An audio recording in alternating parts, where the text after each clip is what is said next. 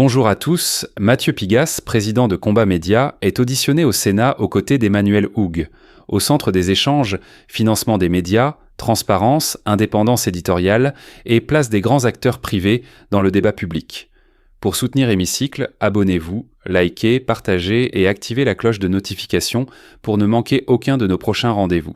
Très bien. Mes chers collègues, Madame la rapporteure, messieurs, le Sénat a décidé de la constitution d'une commission d'enquête dont l'objet est de travailler sur les mécanismes de financement des politiques publiques par des organismes, sociétés ou fondations de droit privé et les risques en matière d'influence, d'absence de transparence financière et d'entrave au fonctionnement de la démocratie. Le champ d'action de ces financeurs privés est large. Les sphères associatives, éducatives et culturelles semblent avoir leur faveur. Le travail de notre commission d'enquête consiste donc à analyser les règles encadrant les interventions des organismes, sociétés ou fondations de droit privé dans les politiques publiques précitées et d'évaluer les risques en matière d'influence de cette non-transparence financière. Ce type de formation en commission d'enquête entraîne un certain formalisme juridique. Donc avant de vous donner la parole, je dois vous rappeler qu'un faux témoignage devant notre commission d'enquête est passible des peines prévues aux articles 434-13, 434-14 et 434-15 du Code pénal. Je vous invite donc à prêter serment de dire toute la vérité, rien que la vérité, en levant la main droite et en disant « je le jure ». Et je vous remercie par ailleurs de nous faire part de vos éventuels liens d'intérêt. Monsieur Mathieu Pigasse, vous appuyez sur le micro, s'il vous plaît, monsieur. C'est ça. Il faut que vous me... Voilà. Est-ce que ça fonctionne? Formidable. Je le jure et je n'ai pas de lien d'intérêt ou de conflit. Avec la cause. Merci, monsieur. Bonjour, je Emmanuel le jure. Houg. Et aucun lien Très bien. Monsieur Emmanuel Houg donc, vient de jurer et signale aucun lien d'intérêt. Donc votre audition doit nous permettre d'aborder les questions sensibles, des questions sensibles comme celles relatives à la frontière entre mécénat d'intérêt général, droit à l'engagement politique privé et préservation du caractère démocratique du débat, mais aussi sur la manière de garantir la transparence des financements privés sans décourager les formes de mécénat qui contribuent au pluralisme, à la vie associative ou au débat public. Il s'agit pour nous de comprendre l'ampleur des évolutions et mutations en cours, les stratégies déployées et d'imaginer des moyens de protection quand cela s'avère nécessaire sans pour autant bloquer le système, c'est important. Le maître mot de nos travaux, vous l'avez compris, est la transparence. Messieurs, nous allons vous donner la parole pour une courte introduction. Je vous demande de ne pas dépasser donc ensemble les 10 minutes avant que la rapporteure et les membres de la commission d'enquête vous posent des questions. Et avant cela, je laisse la parole à notre collègue rapporteure Colombe Brossel pour qu'elle vous présente les axes de travail de notre commission d'enquête. Merci beaucoup, Madame la Présidente. Bonjour à vous, messieurs, et merci d'être à nos côtés aujourd'hui, mes chers collègues. Quand on a commencé les travaux de cette commission d'enquête, on a choisi de prendre le temps de s'arrêter sur quelques champs de politique publique, l'éducation, la culture, le patrimoine, le soutien à la vie associative. Et nous avions fait le choix, on l'avait évoqué avec nos collègues, de ne pas parler de médias, parce que ça mériterait, pour dire les choses rapidement, une commission d'enquête en soi, et que nous avions un temps contraint et donc la nécessité d'organiser nos travaux. Mais vous n'êtes pas qu'un acteur des médias, Monsieur Pigasse, vous êtes un acteur important dans le champ culturel et notamment dans le champ des festivals, des musiques actuelles. Et si je reprends l'une de vos déclarations, je crois que c'était à Quotidien, vous avez dit, je vous cite, « Mon objectif est de chercher à imposer les thèmes des idées à travers les médias avec un objectif, gagner la bataille électorale. » Alors forcément, au regard des travaux qui sont les nôtres, et sur la transparence des financements et sur d'éventuelles stratégies d'influence des politiques publiques, ça nous a donné envie de vous entendre aujourd'hui, étant entendu que notre sujet, et vous l'aurez compris, y compris dans le questionnaire que nous vous avons fait parvenir, c'est vraiment d'arriver à tirer ce fil rouge sur la transparence des financements des politiques publiques. Très bien. Messieurs, vous avez la parole. Seul Monsieur Pigasse intervient. Oui, je vais. Merci beaucoup. Et merci de votre invitation à venir témoigner et échanger aujourd'hui. Je vais commencer par moi un très court propos introductif, puis je laisserai Emmanuel Hogg, qui est le directeur général du groupe, poursuivre. Et évidemment, on répondra par définition à toutes les questions que vous pouvez avoir. Moi, je voudrais démarrer en disant qu'on est à la fois très heureux et étonné d'être là. Très heureux parce que j'ai toujours dit et nous avons toujours dit d'ailleurs que nous étions évidemment à la disposition de la représentation nationale, Assemblée nationale, Sénat, commissions diverses et commissions d'enquête, et que venir répondre devant vous est pour nous et pour moi une question un devoir démocratique et une exigence démocratique. Donc, je l'avais dit d'ailleurs lorsque M. Stérin, lui, avait refusé à 2 reprises de répondre à une convocation de l'Assemblée nationale. Et on est heureux d'ailleurs d'être là en personne aujourd'hui et pas en vidéoconférence, parce que M. Stérin, par exemple, fait de la métapolitique, c'est-à-dire du patriotisme en télétravail. C'est la mission de M. Picasse aujourd'hui. Oui, je suis heureux d'être là physiquement et de répondre à vos questions. Étonné parce que, vous l'avez dit d'ailleurs, on est finalement le seul groupe de médias à être auditionné, le seul. Vous n'avez pas auditionné, et je crois que vous n'allez pas auditionner les actionnaires de Vivendi, les actionnaires du Figaro, les actionnaires de TF1, les actionnaires de BFM TV ou l'actionnaire de BFM TV, l'actionnaire de Libération. On est en réalité le seul groupe de médias à avoir été invité à vous répondre. Je le redis, on est très heureux d'être là. Monsieur Stérin, d'ailleurs, lui, il était... Ça relève... Alors, je vous prie de... Oui. Ça relève vraiment de l'organisation, de la façon dont nous menons la commission d'enquête, et donc ça relève de nos prérogatives. Et vous nous faites part de votre étonnement, ce qui nous intéresse tous, mais il faut qu'on aille assez vite à l'objet de l'audition. Oui, vous me laissez libre de mon propos introductif, je pense. Bien sûr. Donc je vous dis, je suis à la fois très heureux d'être là, et à la fois étonné parce que, je le redis, nous sommes le seul groupe de médias à être auditionné. Je dis ça parce que Combat Média, le groupe Combat d'ailleurs et Combat Média, n'est pas un mécène et n'a pas d'activité de mécénat. C'est un groupe de médias au service de la culture. C'est un groupe de médias au sens où les médias sont un moyen. Et nous utilisons différents moyens à ce titre, parmi lesquels la radio, le papier, c'est-à-dire les journaux, les festivals et les événements, la production audiovisuelle. Nous utilisons ces moyens au service de la culture. Et nous considérons la culture à la fois comme évidemment un droit fondamental et comme un instrument essentiel d'émancipation individuel et collectif. Et la façon dont nous voyons ou considérons la culture, c'est à la fois un outil qui permet d'accéder à la connaissance, de développer son esprit critique, et donc d'affirmer son identité et de s'ouvrir aux autres, au monde. C'est aussi pour nous un outil qui permet, j'allais dire, de dépasser les déterminismes sociaux et de créer des liens, des ponts entre les territoires, les générations, les peuples et les cultures.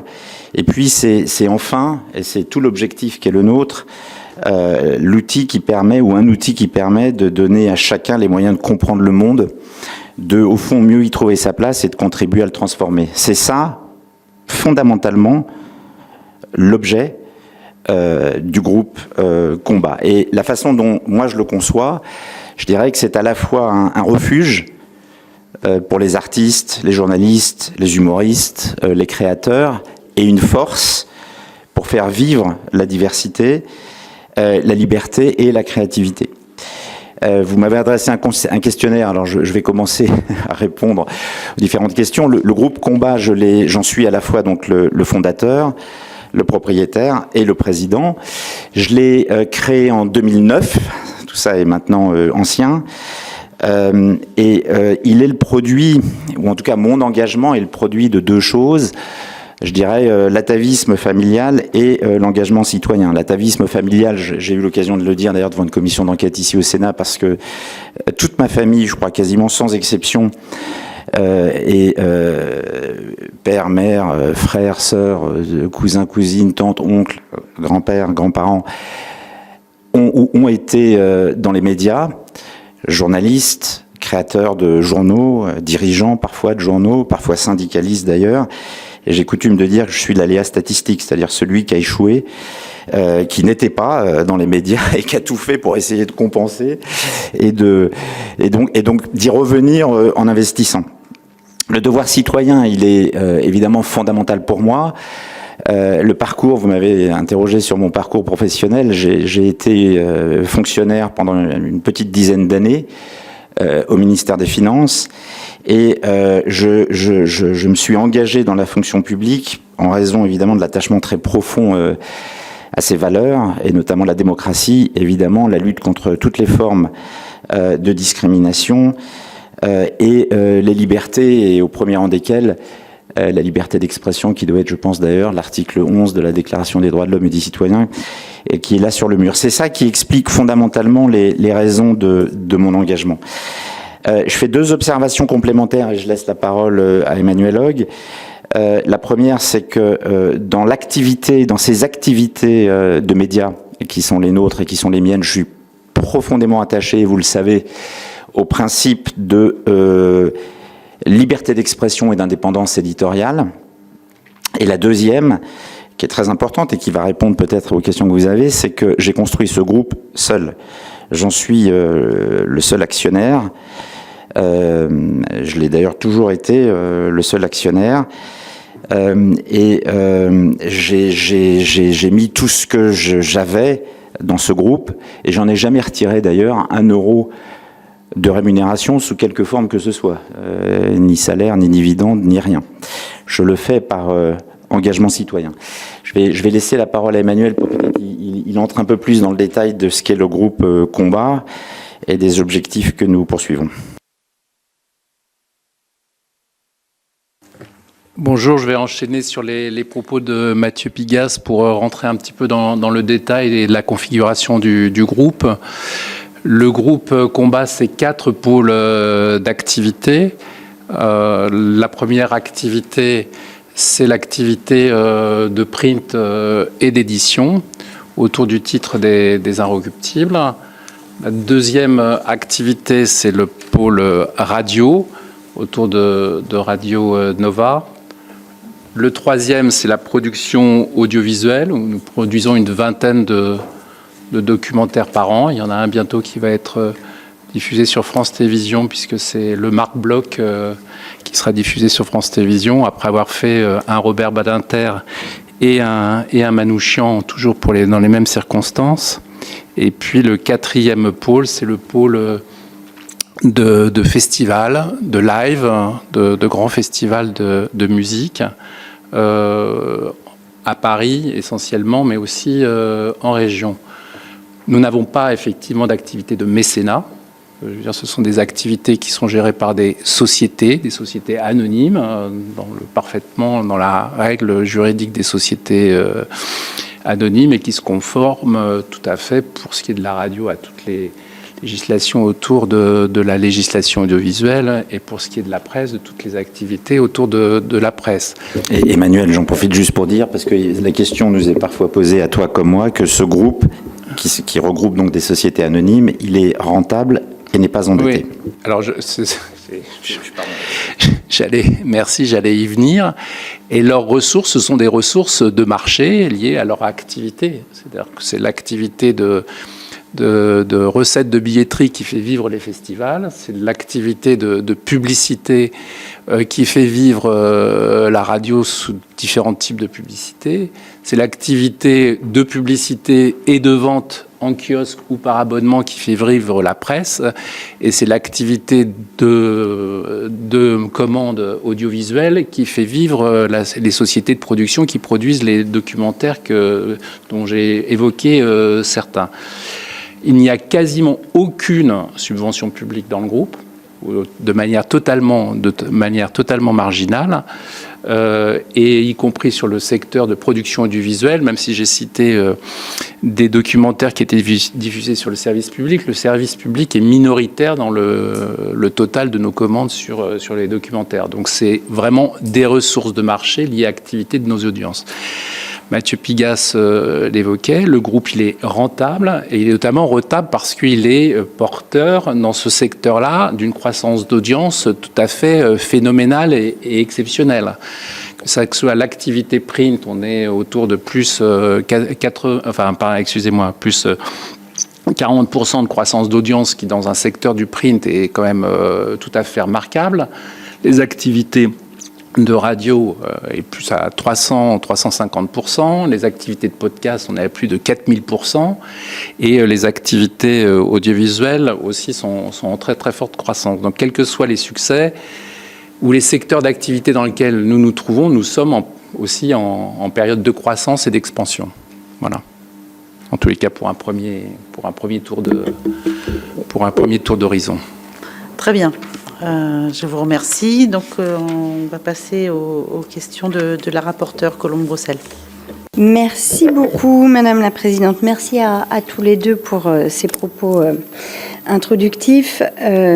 Donc d'abord, merci d'avoir confirmé l'une des questions que nous nous posions, à savoir si vous exerciez par quelque véhicule que ce soit des activités en matière de mécénat ou de philanthropie.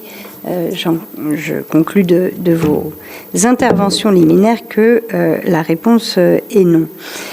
Finalement, ce qui est intéressant et ce sur quoi on a intérêt, je crois, à vous entendre, c'est sur la frontière qui peut exister entre un engagement que vous portez, et c'est à vous que je m'adresse, Monsieur Pigasse, un engagement politique que vous portez de manière transparente, et la frontière sur laquelle on est forcément amené à s'interroger, que ce soit comme citoyen, que ce soit comme parlementaire, que ce soit dans le cadre de cette commission d'enquête ou ailleurs, sur la frontière en termes de stratégie d'influence qui peut devenir une stratégie qui soit une stratégie de nature électorale. Est-ce que de là où vous êtes et de là où vous parlez, il y a pour vous des moments, des sujets qui permettent de délimiter cette frontière ou pas?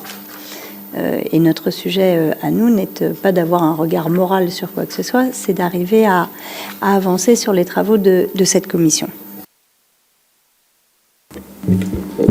Bien, d'abord, merci de cette question. Effectivement, merci de l'avoir précisé.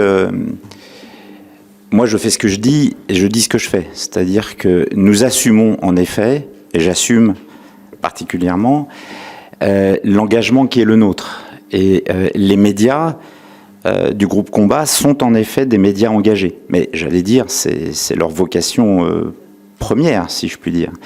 Et tout média, je dis bien tout média, et je vais exclure un instant de raison, enfin en tout cas sortir du champ de ce que je dis, l'audiovisuel public, pour des raisons évidentes, mais tout média a une ligne éditoriale.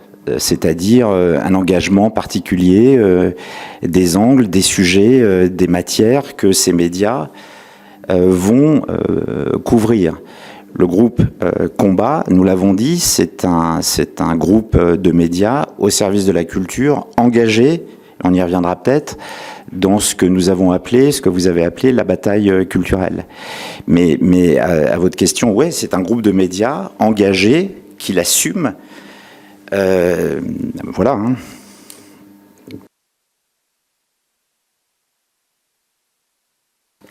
Je vais compléter sur cette question. Premièrement, les médias de notre groupe, dont je suis le directeur de la publication, ne parlent, pour être très direct et très immédiat, ne parlent jamais de Mathieu Pigasse et de ses engagements. Jamais. La seule fois où ils le font de manière très exceptionnelle, c'est dans le cadre de Radio Nova, sur des chroniques pour se moquer, entre guillemets, de l'actionnaire. Sinon, à aucun moment, le groupe ne se fait écho des déclarations de Mathieu Pigasse, quelles qu'elles soient. C'est un principe d'étanchéité totale et absolue. Elle ne commande pas ses livres et ses déclarations à jamais, à aucun moment. C'est une règle absolue. L'autre chose que je voulais dire, sur ce sujet, c'est que les Radio Nova et les Inrecuptibles, mais c'est aussi vrai pour les festivals, existaient, avaient une ligne éditoriale, avaient une logique qui n'ont pas bougé depuis les rachats ou leur intégration dans le groupe Combat. Elles ont évolué, mais quand Mathieu Pigasse les a rachetés, il n'a pas racheté des audiences, il ne les a pas détournées de leur vocation première, il n'a pas changé les lignes éditoriales, il les a confortées et le groupe les a portées, a investi en elles pour leur permettre de réussir leur transformation digitale, leur restructuration, leur permettre de pouvoir s'adresser à des audiences plus fortes qu'elles ne sont aujourd'hui. Si les audiences aujourd'hui ont cru, c'est cru,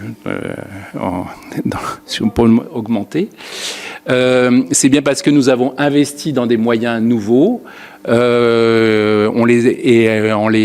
restant tout à fait dans leur logique, leur ADN, des médias de découverte, des médias d'humour, des médias qui recherchaient les avant-gardes, qui faisaient découvrir qui font toujours découvrir des genres nouveaux. Donc en tous les cas, ce sont des marques qui ont été confortées, enrichies, tout à fait dans leur cadre habituel. Elles n'ont jamais été détournées de leur histoire et de leur histoire. Je peux poursuivre juste, non, mais parce que j'avais pas, j'ai parlé de ligne éditoriale et je le redis, tout média a une ligne. Donc en effet, les médias du groupe Combat ont une ligne. Ça, c'est j'allais dire, le premier principe. Le deuxième principe, Emmanuel Hogg y a touché, c'est celui de l'indépendance éditoriale. Et les deux principes vont bien de pair. Il y a à la fois une ligne éditoriale, c'est-à-dire des médias qui sont engagés, à l'évidence. Et vous pourriez dire, vous ne l'avez pas dit, mais nous, on ne fait pas de la métapolitique. On fait de la politique, c'est sûr. Et nous considérons que tout est politique, que la culture est politique. Donc ça, c'est la ligne de nos médias. Et ce qui prévaut à l'intérieur des médias, et Emmanuel étant le directeur, je pense, de la publication d'une très grande partie d'entre eux, c'est le principe à nouveau de l'indépendance éditoriale. Donc je fais bien la distinction très importante entre ligne éditoriale de ces médias, leur engagement réel, que j'assume pleinement, et on pourra revenir, si vous le souhaitez, sur la bataille culturelle, de l'indépendance éditoriale.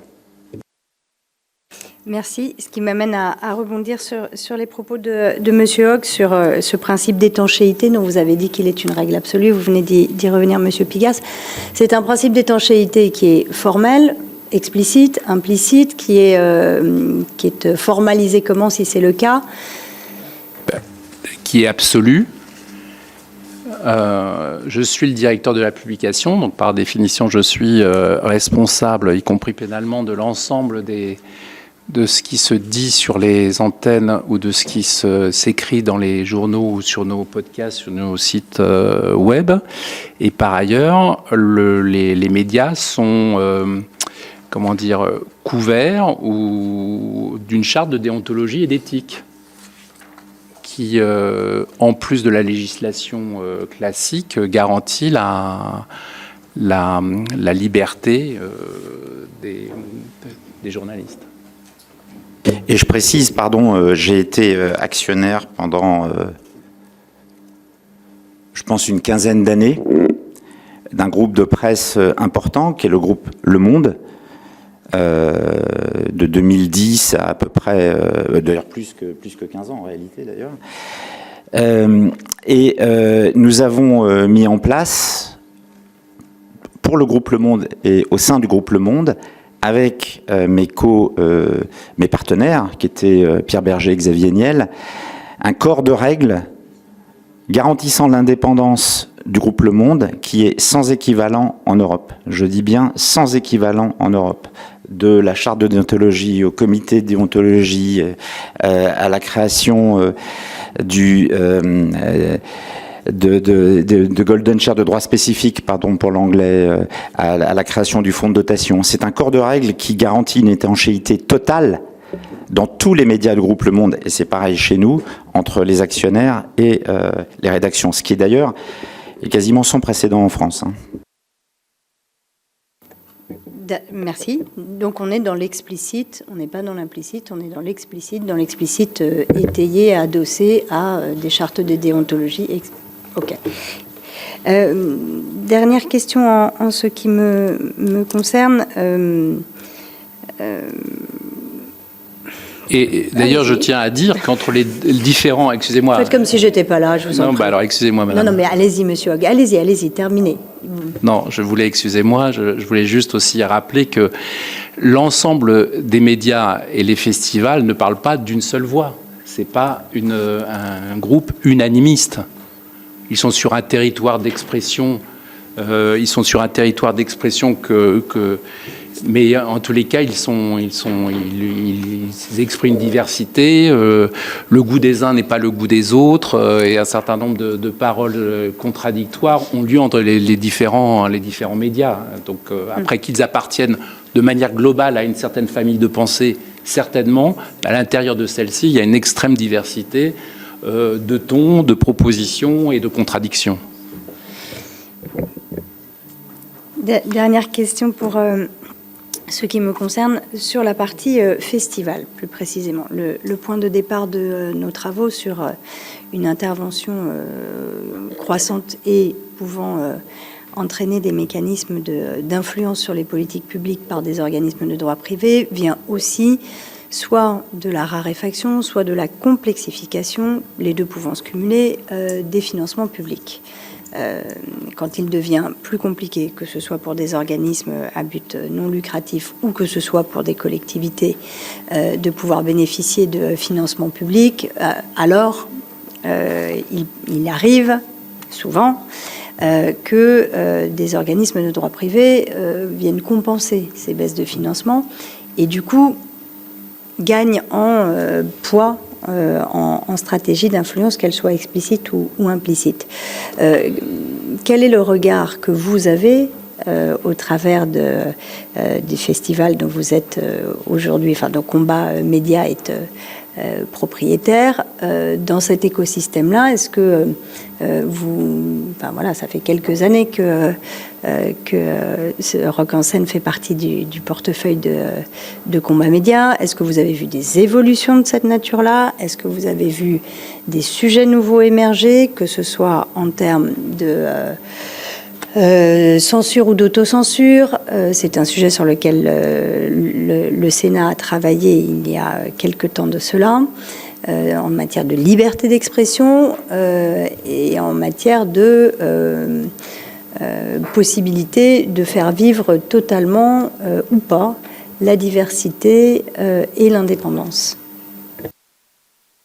Bien, merci d'autres questions que je trouve en effet très pertinentes et légitimes au regard de la mission de votre commission. Moi, je dirais la chose suivante. On est en effet, d'abord, je rappelle, très engagé dans le secteur des festivals, puisque vous avez cité Rock en scène, mais on doit ici aussi citer Wheel of Green, qui s'est tenu le week-end dernier et qui a réuni plus de 100 000 personnes. Golden Cause, qui est un festival de rap qui se tient à Dijon. Et j'allais y venir d'ailleurs, la Route du Rock à Saint-Malo. Moi, je dirais la chose suivante en réponse à votre question. Les festivals me semblent être un des champs aujourd'hui de la bataille culturelle et un des champs où apparaît une forme de, pardon de cet anglicisme et pardon de l'expression qui pourra gêner certains, une forme de cancel culture à deux égards, qui vient d'ailleurs, je l'observe le plus souvent, de la droite, à deux égards. Le premier égard, c'est la pression, en effet, que vous avez mentionnée sur ce que j'appelle, moi, la ligne éditoriale, c'est-à-dire la programmation de nos festivals. Et j'observe une évolution récente, qui pour moi date, Emmanuel pourra confirmer ou pas, mais de quelques années, 2-3 ans, une pression de plus en plus grande d'un certain nombre de collectivités locales sur, quelles qu'elles soient d'ailleurs, villes, départements, parfois régions, sur les programmations de nos festivals. Je donne un exemple dont j'ai parlé, d'où le retard d'ailleurs en entrant dans cette salle avec le ministre de l'Intérieur, qu'il connaît bien, qui est la programmation d'un groupe de rap, j'hésite parce que j'allais dire de rap rock nord-irlandais qui s'appelle NICAP, à Rock en scène l'année dernière, je crois, qui a donné lieu à de nombreux échanges, que le préfet de police de l'époque, en l'occurrence Laurent Nunez, a finalement autorisé. Mais ce type de pression politique, je ne parle pas du préfet de police ou du ministre de l'Intérieur, je parle des collectivités locales, on les observe de plus en plus, c'est-à-dire une volonté, je dirais, d'interférence dans la programmation de nos festivals. Et c'est combiné à une deuxième chose, c'est combiné à une deuxième chose que vous avez aussi mentionnée, qui est la pression sur les subventions. C'est-à-dire l'utilisation des subventions publiques pour exercer des pressions. Et en fait, ce que l'on observe là, c'est un double mouvement. Une baisse des subventions publiques, à nouveau quelles qu'elles soient, dans ces événements ou ces festivals, et parfois leur suppression pure et simple. C'est la raison pour laquelle Emmanuel Hogue a pu dire qu'effectivement, on n'a quasiment plus aucune subvention publique. Moi, je dis d'ailleurs, on doit apprendre à vivre sans. C'est-à-dire que, et d'ailleurs, nous vivons sans, et nous vivrons sans. C'est-à-dire que rien ne nous fera reculer dans ce combat que nous menons, qui est celui de la bataille culturelle. Mais j'ajoute un point important. Nous sommes un groupe solide, bien établi. Et nos festivals, tu l'as dit tout à l'heure Emmanuel, sont rentables. Mais ce que l'on observe, c'est que beaucoup de festivals ont des structures associatives, du type loi 1901, ont des tailles parfois plus petites ou plus modestes, et sont confrontés aux mêmes difficultés, à la fois pression sur la programmation et diminution des subventions. Et ces festivals, à mon sens, ils sont ou vont être menacés de disparition. C'est la raison pour laquelle nous avons mis en place une structure particulière qui s'appelle Combat Rock, qui est une référence à un album des Clash, ça tombe bien pour le groupe Combat, mais qui a vocation, cette structure, à venir en aide aux festivals associatifs. Et ce que nous faisons via cette structure Combat Rock, précisément pour ceux qui sont confrontés à ces difficultés, c'est venir les aider financièrement et aussi dans tout l'aspect logistique pour qu'ils tiennent dans l'environnement ou le contexte que j'ai décrit. L'exemple le plus pur et l'illustration la meilleure, c'est la Route du Rock à Saint-Malo, qui est un festival qui se tiendra le 15 août de cette année, d'ailleurs de chaque année. En fait, je me tourne vers toi parce qu'on est intervenu il y a un an. Nous sommes intervenus en soutien de ce festival qui est à nouveau une association 1901, confrontée à un certain nombre de difficultés pour venir l'aider. Et c'est typique de ce que fait cette structure Combat Rock. Les fondateurs, l'équipe dirigeante restent en place, évidemment. L'identité, la ligne éditoriale de ce festival est inchangée, évidemment. Et la seule chose que nous faisons, c'est les aider à tenir dans un environnement complexe. Voilà. Je ne sais pas si tu veux rajouter quelque chose. C'est le président de Rock en Scène qui va s'exprimer. Oui, effectivement, on s'aperçoit globalement de la baisse des subventions ou de la difficulté que maintenant les collectivités locales ont à soutenir la culture. Ça, on le ressent de manière très forte. Et sur le sujet, sur Rock en Scène, Mathieu Pigasse l'a évoqué. Aujourd'hui, on se retrouve face à un conseil régional qui a décidé de supprimer les subventions, d'ailleurs, non seulement à Rock en Scène, mais également à Wheel of Green. On ne peut pas s'empêcher, j'interromps, on ne peut pas s'empêcher d'y voir une forme de vendetta politique. Sans qu'il y ait aucun prétexte ou justification culturelle, notamment sur Wheel of Green. Et je pourrais revenir éventuellement sur le sujet de notre programmation, mais qui appartient aux programmateurs et au festival d'abord et avant tout, ce qui explique d'ailleurs, d'où d'ailleurs une expression et un exemple nouveau de l'étanchéité qu'on évoquait. Et la subvention a été supprimée au prétexte de la programmation d'un groupe qui, je le répète, a été programmé dans 50 festivals dans le monde, a fait l'objet d'un direct à la BBC et n'a fait l'objet d'aucune autre, des différentes programmations, y compris sur le sol français, dans des festivals en région où les conseils régionaux ont continué à subventionner le festival. Donc on voit bien effectivement que la subvention publique est liée de moins en moins à des critères culturels et effectivement à des critères politiques. Pardon, du coup, j'ai une dernière question. J'ignorais tout de l'existence de Combat Rock. On rentre là dans le cadre de la philanthropie, c'est-à-dire que c'est du don, c'est de la subvention, c'est de l'avance remboursable. Non, ça, c'est une plaisanterie. Et quelle est la structure administrative de Combat Rock ? Tu veux répondre sur la structure administrative? Combat Rock, c'est une société. Le mode d'intervention dans les festivals, pour rentrer un tout petit peu dans le détail si vous le souhaitez, les festivals généralement sont constitués de deux structures. Une structure associative et une société anonyme. Tous les grands festivals sont structurés à peu près de la même manière en France. Et pour intervenir dans une structure, comme nous ne voulons pas le faire sous forme de mécénat ou de don, et nous voulons toujours le faire dans un caractère commercial et j'allais dire professionnel et transparent, on intervient à la fois en laissant la structure associative vivre sa vie d'association à travers l'équipe de direction, l'équipe de bénévoles, l'engagement citoyen, la possibilité de porter un certain nombre d'actions sur le terrain en faveur des publics, en faveur de l'émergence, enfin, etc. Toute une série d'activités que peuvent avoir les festivals. Et en même temps, pour qu'il y ait justement une contrepartie à cette intervention sous forme effectivement de propriété, il y a une structure de société qui se met en place dans laquelle le groupe peut intervenir pour justement faire que les choses, il y ait des contreparties, que ça ne donne pas lieu à aucune, en tous les cas que les choses soient clairement posées au regard de la loi.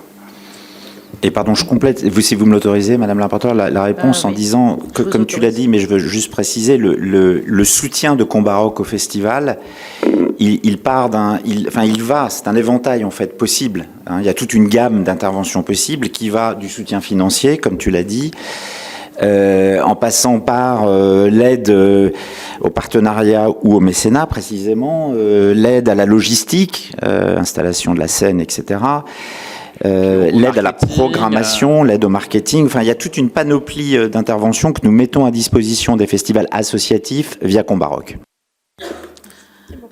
Très bien, merci beaucoup. On va passer aux questions des sénateurs. Roger Carucci, ou aux interventions, parce que maintenant, là où on en est... Monsieur Pigas, on a bien compris que vous ne passeriez pas vos week-ends avec Monsieur Stérin. Mais, je ne vais pas souvent à Bruxelles, je vous confirme. Faites comme vous l'entendez.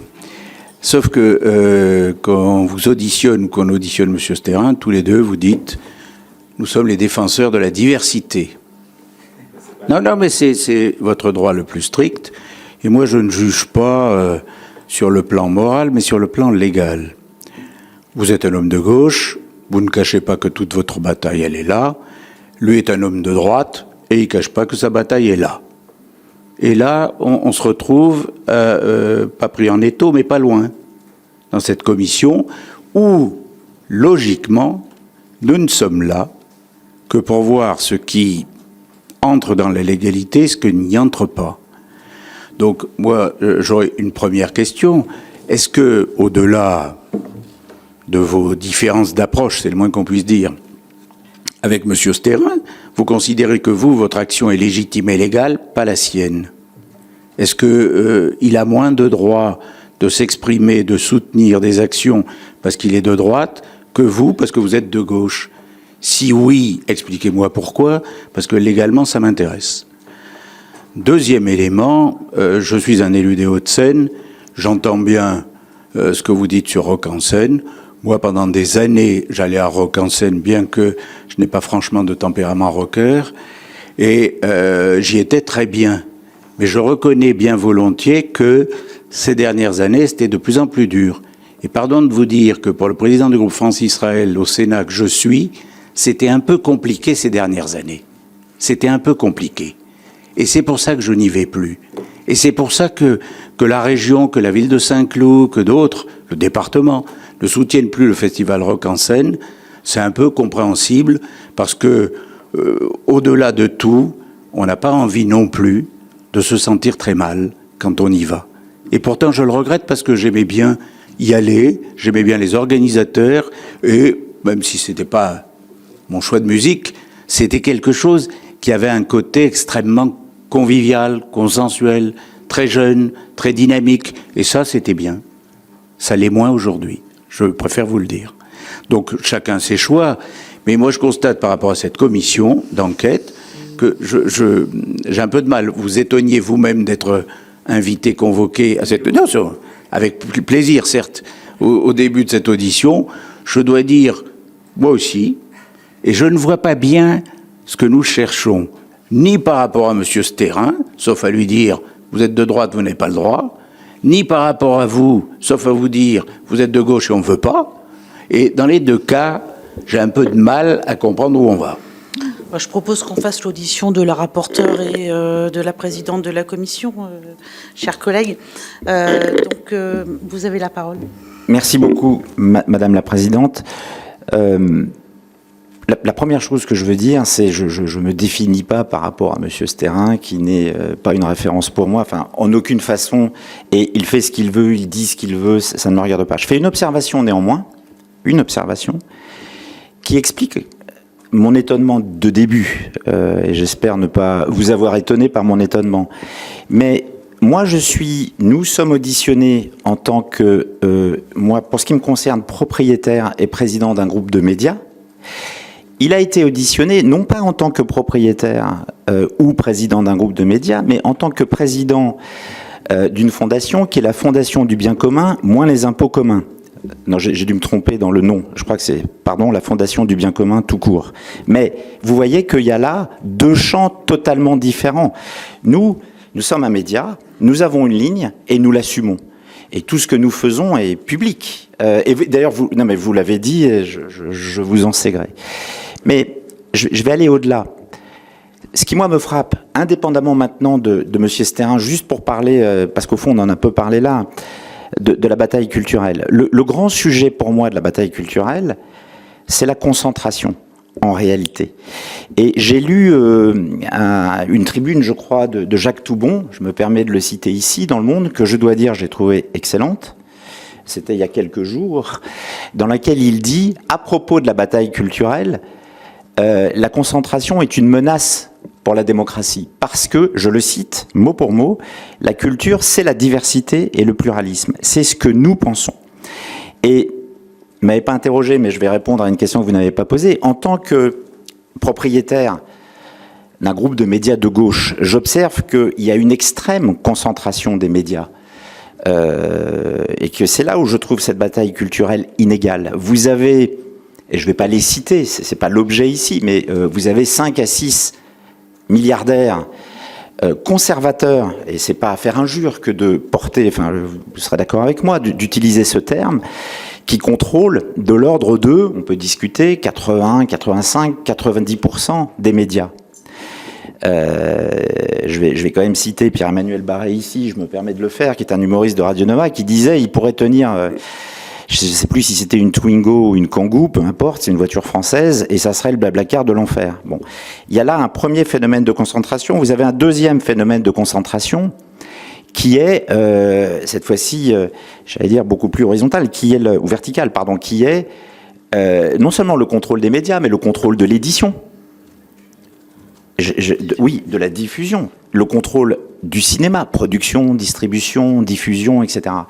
Et la question que je pose, c'est la suivante, c'est que je trouve qu'une des questions que devrait se poser, que doit se poser, qu'on doit tous se poser, j'allais dire la représentation nationale, mais nous aussi citoyens et d'ailleurs médias, c'est celle de cette hyper-concentration des médias. Et donc nous, c'est un peu David contre Goliath, on est un peu le village gaulois d'Astérix, entouré des envahisseurs, mais on essaye de résister parce que nous considérons que cette bataille culturelle, elle est essentielle. Elle est essentielle pour nous. Et cette bataille culturelle, elle consiste, en effet, et moi je respecte les opinions de chacun et de chacune, mais pour ce qui nous concerne, cet engagement, il est au service d'une société que nous voulons en effet la plus ouverte possible, la plus diverse possible. Nous considérons par exemple que le métissage, la diversité, la mixité est une chance. Nous étions tous les trois à Willow Green le week-end dernier, et je dois vous dire une chose, j'étais fasciné, mais positivement impressionné. Vous êtes souvent venu à Rock en Seine, et d'ailleurs on va vous inviter dès cette année à revenir, et vous verrez que vous y serez le bienvenu, et vous y serez heureux, et qu'il n'y a pas que du rock d'ailleurs, mais j'ai été impressionné par une chose à Willow Green, je dois dire, qui était ce rassemblement, toute génération, toute origine, toute catégorie sociale, toute génération, j'allais le dire, la joie qui en ressortait. C'est pour ça que je ne comprends pas les collectivités locales parfois, mais peu importe. Je veux dire, ce que nous cherchons à faire, c'est ça, c'est à dire la joie, c'est une force politique. Et derrière la joie, tout est possible.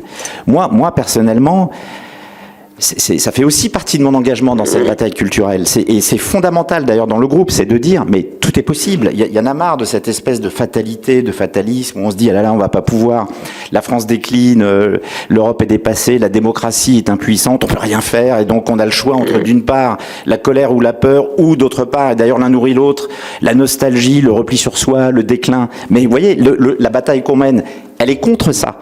Elle est de dire, mais attends, l'histoire de la France, parce que nous sommes tous Françaises et Français ici. L'histoire de la France, c'est l'inverse. On a connu des guerres, des fractures, des bouleversements, des révolutions.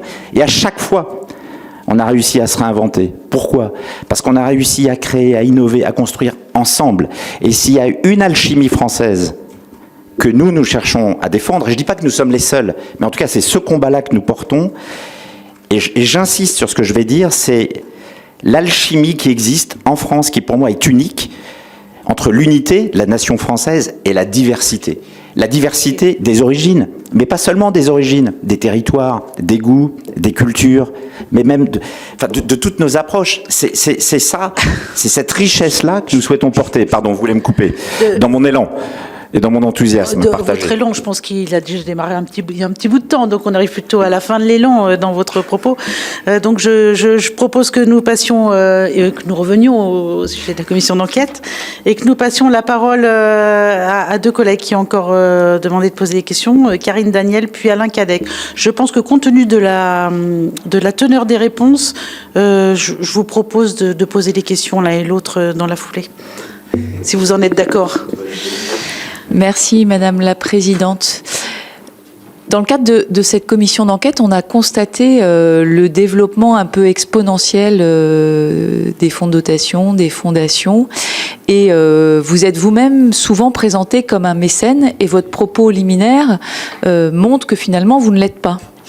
Donc c'est un petit peu à contre-courant par rapport au développement du mécénat et de cette forme de contribution notamment à la vie culturelle de notre pays. Donc est-ce que vous pouvez nous éclairer sur ce choix que vous faites de ne pas vous inscrire dans des démarches de mécénat, notamment dans un secteur culturel qui est beaucoup en demande, et les acteurs culturels, vous l'avez dit, subissent des baisses de subventions, et notamment des collectivités territoriales qui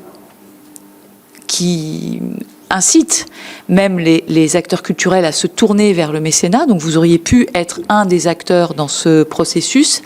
Et est-ce que ce choix est irrévocable, et est-ce que vous réfléchissez éventuellement à vous inscrire aussi dans ce processus de don via du mécénat? Non, je vous remercie beaucoup de cette question. Pardonnez-moi. Je pense qu'on va prendre les questions de Alain Cadec également. Merci, chers collègues. Oui, merci. Merci, Madame la Présidente. Trois remarques, Monsieur Pigas. Monsieur Cadec, parlez bien. Le micro. Tu veux que je ça y est, il est mis. Non, c'est bon, il est mis le micro. Non, mais celui-là, ça va, non? Attends, je vais m'asseoir à côté de Mélanie, ça va être mieux. Voilà.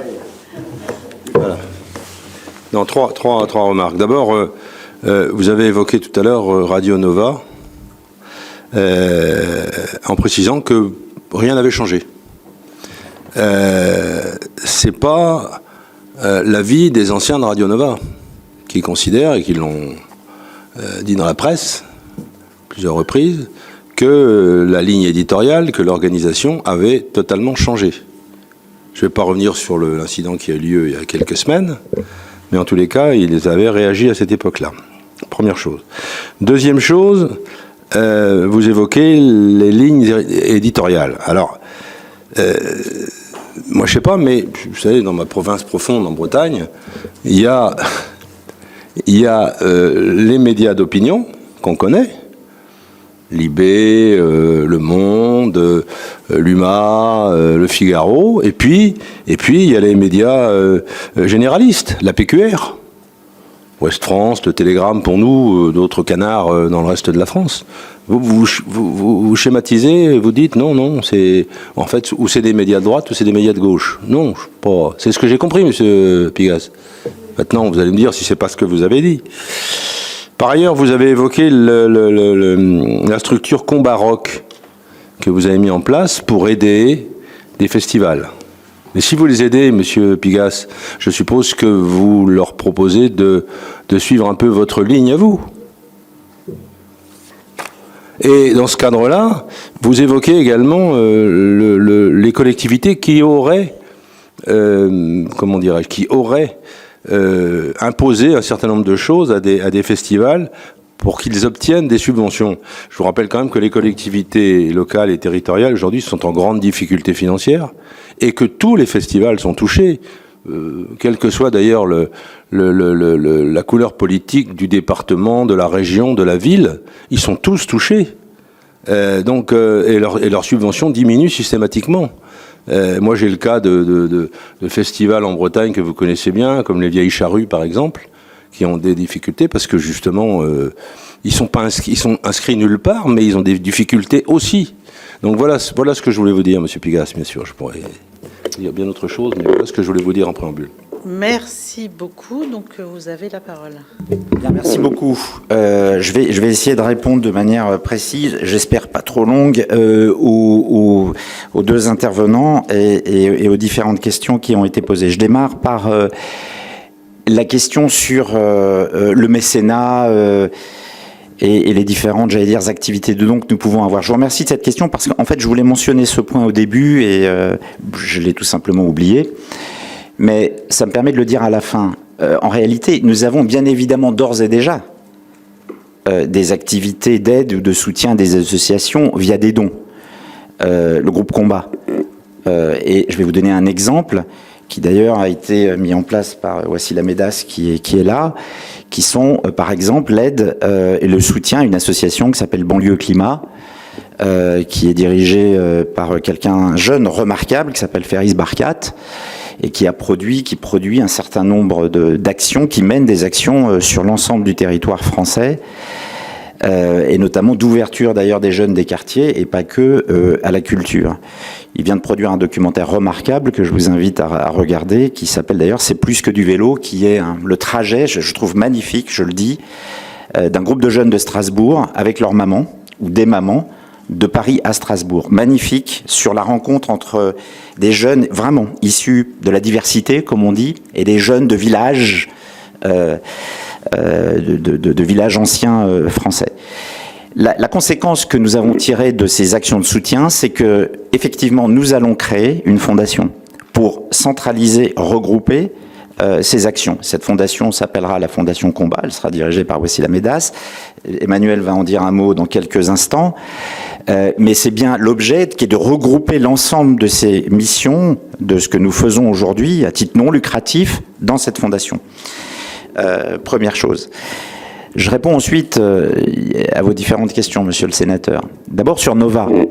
Moi, ça me fait, je vais essayer d'utiliser un bon terme, sourire, de lire, je cite, des anciens de Radio Nova, le plus souvent anonymes, qui en sont partis, déclarer de ci, de là des choses dans la presse. C'est peut-être des anciens de Radio Nova, mais dans ce cas-là, moi je suis un ancien de Radio Nova. J'ai connu Jean-François Bizot, contrairement à eux. Une partie de ma famille a travaillé avec Jean-François Bizot, chez Actuel, chez Nova, et d'ailleurs même encore avant à Carbone 14, et nous avons chez Radio Nova le fils de Jean-François Bizot, Julien Bizot, que vous pouvez interroger et qui va vous dire, convoquez-le la prochaine fois, à quel point la radio est conforme à l'esprit de Jean-François Bizot. Je souriais, et pardon, j'ai la passion de cette radio, donc vous le voyez, mais je souriais en disant... Moi, il y a une expression que j'ai déjà employée, qui est de dire, vous savez, ces anciens de Radio Nova, ils peuvent se réunir dans une cabine téléphonique. Ce que je veux dire par là, c'est qu'ils ont la modernité de la cabine téléphonique, bon, il n'y en a plus beaucoup en France, et ils sont aussi nombreux qu'ils peuvent se réunir dans une cabine, pour citer Coluche. Bon, je mets donc ce point à part. Je vais reprendre vos différentes questions après. Sur les médias, moi, j'ai pas tout à fait dit, et pardonnez-moi de préciser. Non, mais justement de préciser. J'ai pas dit il y a soit des médias de droite, soit des médias de gauche. Je dis une chose différente. Je dis chaque média a une ligne éditoriale. Et cette ligne, elle peut être très diverse. Vous avez des journaux que je respecte infiniment, des mensuels, et qui vont avoir comme ligne la plongée sous-marine, les automobiles, j'en sais rien. Enfin bon. Et chaque média a sa ligne. Vous êtes, monsieur le sénateur de Bretagne, moi je suis du département de la Manche. Voilà, le département que j'aime. Et il y a des médias dans lesquels d'ailleurs ma famille a travaillé. Je ne sais pas les classer politiquement, je pense par exemple à la Manche Libre, et peu importe, c'est pas le sujet. Effectivement, la ligne, c'est plutôt, et vous avez tout à fait raison de le dire, c'est l'ancrage régional, local, et je respecte ça par définition, mais infiniment. C'est la distinction que je voulais faire. Ensuite, sur les lignes éditoriales de nos festivals. Ah oui, vous avez raison. Effectivement, il faut qu'il soit dans notre ligne. Mais je vous rassure, je dis ça en souriant. Ce que je veux dire par là, c'est que je vais désespérer Emmanuel Hogue. On va pas acheter un festival de musique classique. Je sais que ça le désole et ça le désespère. Mais pourquoi ? Ah oui, non mais et par ailleurs, je respecte infiniment, je voudrais vous rassurer, la musique classique, mais voyez, c'est intéressant, c'est juste pour dire, et je le dis de manière très sérieuse, c'est pas une boutade, c'est juste pour dire, bah oui, c'est pas dans la ligne qui est la nôtre, et à nouveau, je dis ça avec beaucoup de respect pour la musique classique, c'est juste pas ce que nous faisons. Donc effectivement, nous achetons, ou nous cherchons à développer, à accompagner, à encourager des festivals qui correspondent à ce que nous faisons, et d'ailleurs à ce que nous savons faire, c'est-à-dire du rock ou des musiques actuelles, que ce soit du rap, de la musique urbaine, que ce soit de l'électro, un peu moins de variété française, je dois en convenir. Mais effectivement, il faut que ça corresponde à cette ligne éditoriale qu'est la nôtre. Est-ce que j'ai oublié quelque chose ? Je ne pense pas, mais je vais laisser Emmanuel compléter. Oui, pour compléter, monsieur le sénateur, c'est-à-dire que ce n'est pas l'inverse, c'est-à-dire que ce sont des festivals dont l'existence correspond à Combat. L'intervention de Combat ne fait pas changer la ligne des festivals. C'est dans un respect de l'identité culturelle des festivals. Donc il ne s'agit pas, la question qui était, vous leur demandez quelque chose, on leur demande de rester eux-mêmes, surtout. On leur demande de rester eux-mêmes. C'est notre bataille.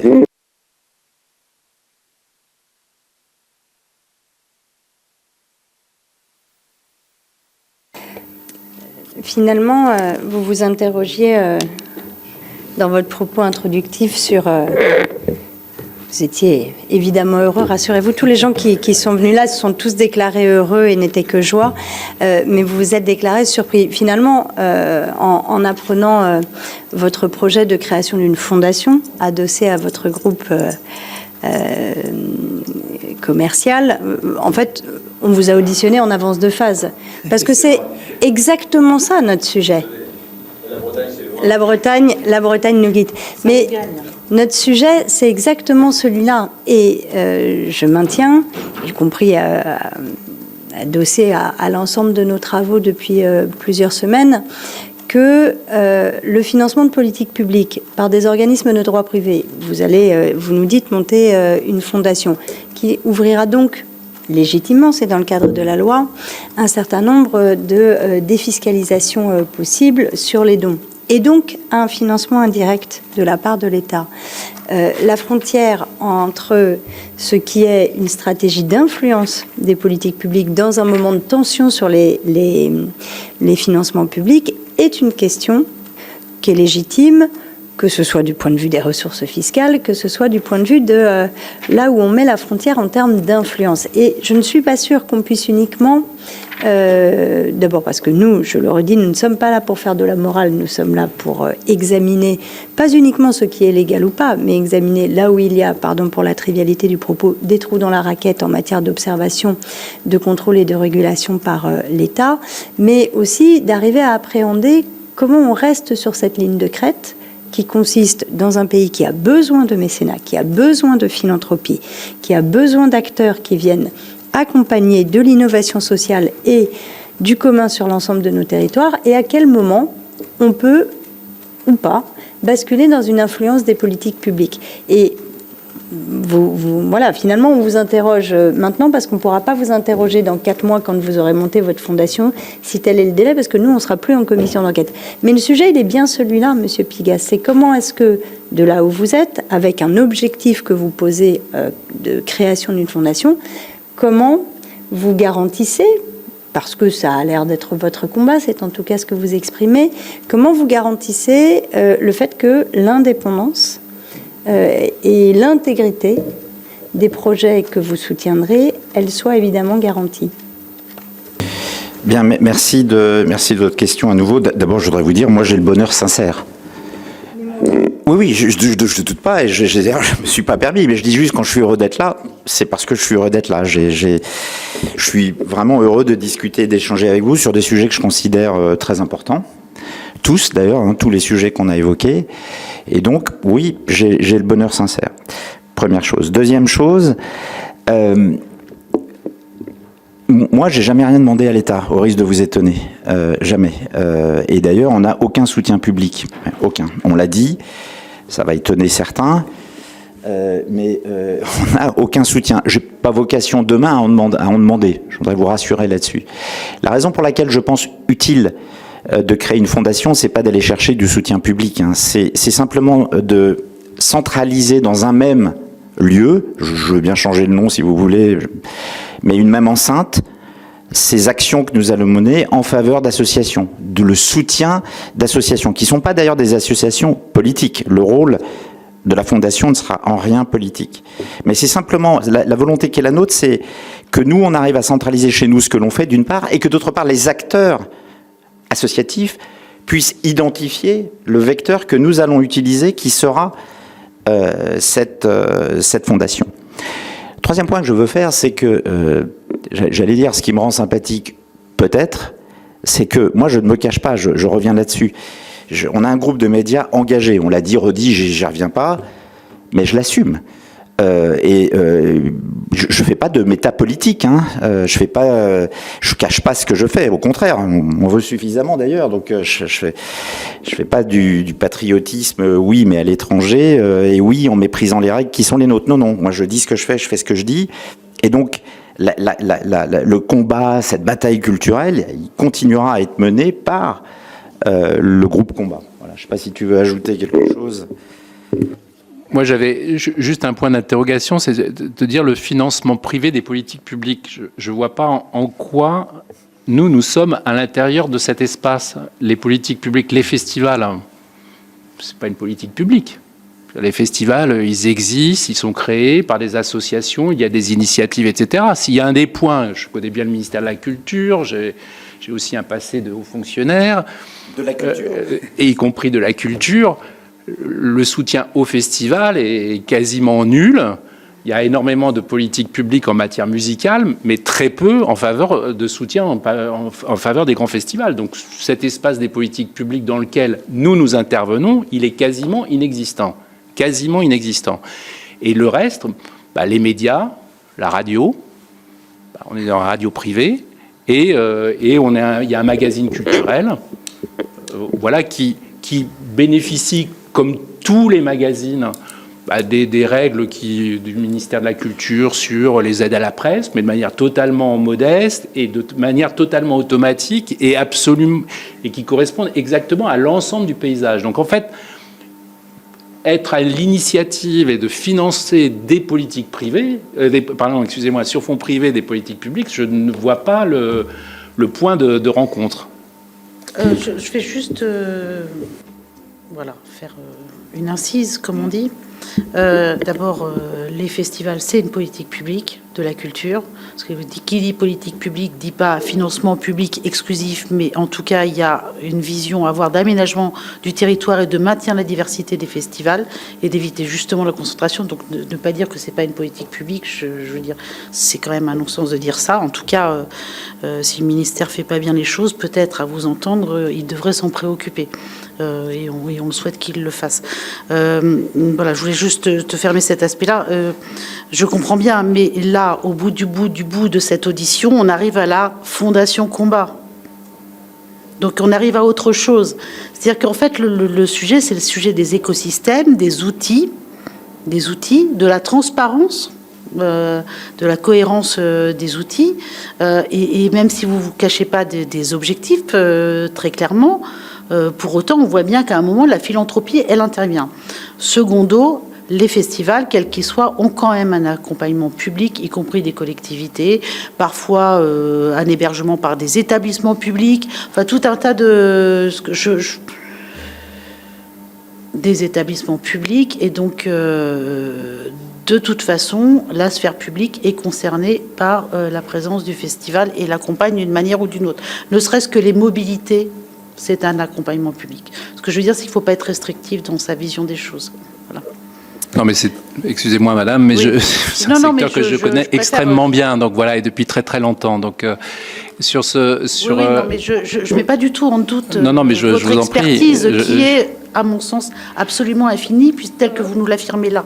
Mais je me permets aussi quand même de remettre un peu de linéarité dans les propos. En tous les cas, sur le territoire qui est le nôtre, la France compte plus de 1000 festivals. Nous en avons 4. Parmi des festivals très importants, mais effectivement, il y a quand même encore un grand territoire. Et par ailleurs, en tous les cas, quand nous faisons une rencontre avec un festival qui justifie éventuellement l'intervention du groupe Combat et le fait qu'il rentre dans son groupe, c'est sur une ligne éditoriale qui est préétablie et c'est sur le sujet d'une rencontre. Il n'y a aucune volonté d'aller contre un festival ou de pouvoir le racheter, etc. Donc c'est toujours un moment de rencontre. Et l'accompagnement public des festivals jusqu'à présent, il était associé à des politiques qui étaient liées par rapport aux subventions, à l'accompagnement de jeunes publics, de politiques d'émergence, de politiques de services publics à l'intérieur des festivals. Alors effectivement, si les subventions tombent,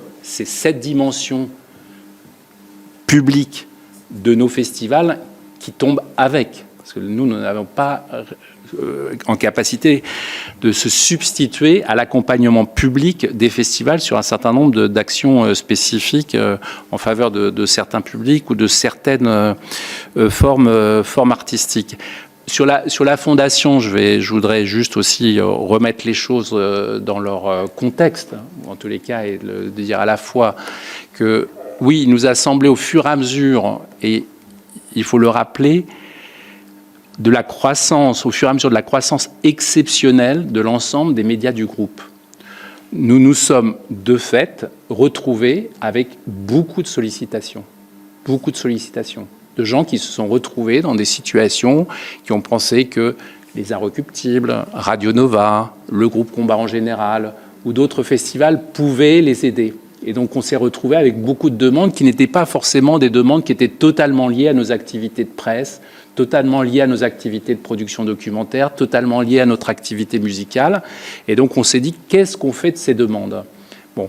Et pour justement non pas les contingenter, parce que c'est pas très heureux comme expression, mais en tous les cas pour pouvoir d'abord bien les adresser, bien leur répondre, et leur répondre dans un cadre compté et précis, on s'est dit que c'était peut-être une bonne idée de créer un couloir, un guichet, entre guillemets, et donc une fondation, en tous les cas, ou une autre forme, pour pouvoir répondre à eux, et de manière, et dans un contexte, je parle sous le contrôle de notre actionnaire, mais en tous les cas, de manière sérieuse et modeste. En tous les cas, c'est pas une activité nouvelle du groupe, mais en tous les cas, c'est une activité qui correspond au véritable besoin, un véritable besoin auquel nous sommes confrontés. Vous m'autorisez, Madame la Présidente ? Oui. Non, juste un point. D'abord, je pense qu'on peut tous se réjouir de voir se développer des activités philanthropiques, de mécénat ou associatives. Donc, on souhaite effectivement y apporter notre contribution pour les raisons que tu as données. Et dans un couloir, je vais reprendre cette expression très particulière qui est, compte tenu de ce que nous sommes ici, tous les trois, qui est aider les jeunes issus des quartiers et de la diversité à mieux et plus s'intégrer, à rencontrer la culture, à rencontrer le monde, etc. Bon. Moi, je pense qu'on ne peut que s'en réjouir. Ce sont des missions qui auront évidemment un but d'intérêt général, ça va de soi. et qui ne concerneront que, évidemment, des associations 1900, ça va de soi. Mais je voudrais faire un autre point. Je reviens sur et évoquer un sujet qu'on n'a pas évoqué encore. Je suis désolé, je ne cherche pas à relancer le débat, mais je le redis, nous, on est un groupe de médias engagés qui s'assume. Et donc, il y a une activité un champ que nous n'avons pas encore mentionné, mais qui nous intéresse, qui est le spectacle vivant. Il y a, à travers le territoire national, un certain nombre de spectacles vivants, dont certains à grand succès, je le reconnais. Et nous, on s'interroge en tant que médias, pas du tout en tant que fondation future combat, mais on s'interroge sur est-ce qu'on n'a pas intérêt, vocation, est-ce qu'on ne devrait pas, en effet, organiser un ou des spectacles vivants, par exemple, autour de l'histoire de France. C'est un sujet qui nous intéresse, qui nous passionne, parce qu'on veut éviter la cannibalisation et espèce de prise de l'histoire de France par certains. On pense qu'elle appartient à toutes et à tous, l'histoire de France. Mais cette activité-là, à laquelle on travaille, on réfléchit, on travaille, elle sera bien menée, et je m'arrête là, par le groupe Combat Média.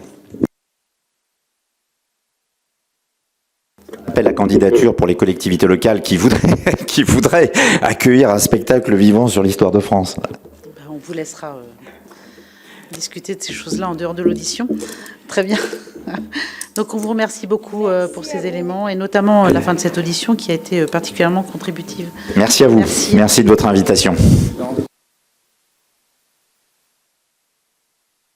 Vous pouvez soutenir la chaîne Hémicycle en utilisant le bouton « Rejoindre » qui se trouve sous la vidéo pour un abonnement sans engagement à 2,99 € par mois. Vous pouvez également utiliser le bouton « Merci » pour un soutien ponctuel. Votre aide nous permet de financer les nombreuses heures de recherche, le travail éditorial et de mettre en lumière des séquences que les grands médias ne montrent pas toujours. Merci pour votre soutien.